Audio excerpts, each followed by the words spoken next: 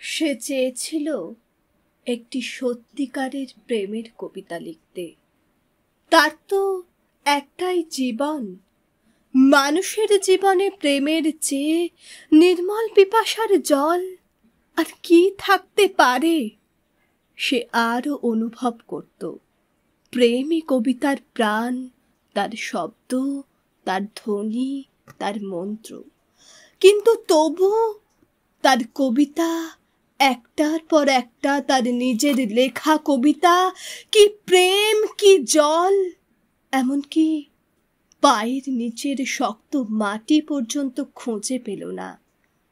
কবিতার জন্য তার দিবস রজনীর জাগরণ, যা ছিল তার জীবনের কঠিনতম সত্য।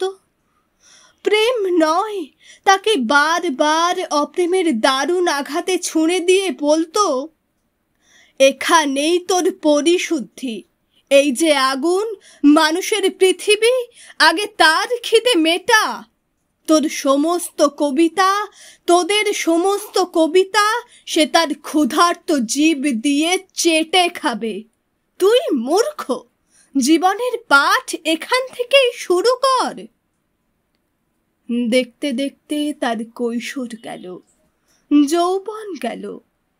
এখন তার মাথার সব চুল সাদা, হাতের 5 আঙুলে মাঘের শীত।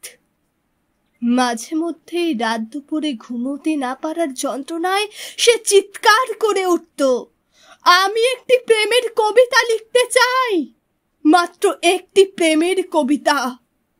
আর তখনই শোনা যেত তার মাথার ভিতর, তার বুকের মধ্যে সেই কঠিন তিরস্কার, বুড়ো হয়ে গেলি এখনো স্বপ্ন দেখছিস? দেখ, ভালো করে দেখ, তোর চারদিকে এখন হলুদ হেমন্তের পৃথিবী। কিন্তু তারপর কি দেখছিস? ধান কাটা হয়ে গেছে, চাষিরা ঘরে ফিরে যাচ্ছে। কিন্তু মাঝখানে ও কে? ওরা কারা? দেখতে দেখতে তার পাকা ধানের হলুদ পৃথিবী খুন খারাপে লাল, লাল থেকে আগুন, আবার আগুন। আগুন, তুমি আমাকে সারা জীবন ধরে পুড়িয়েছ, কিন্তু আমি তো শুদ্ধ হলাম না, শুধু পুড়ে গেলাম। আমি সারা জীবন শুধু হাজার হাজার মানুষের দীর্ঘশ্বাস, তাদের সর্বনাশ আমার জটায় বেঁধে সরস্বতী নদীর জলে ঝাঁপ দিতে গেলাম। কোথাও তাকে খুঁজে পেলাম না। তুমি আমাকে কি জীবন শেখাও আগুন? এই কি মানুষের জীবন? তার একটিমাত্র প্রেমের কবিতা।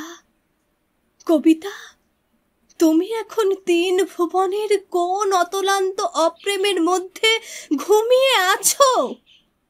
ঘুমাও, তুমিও ঘুমাও, আর আমি জেগে থাকি আর এক বসন্তের জন্য। মৃত্যুর মুখোমুখি আমি জেগে থাকি।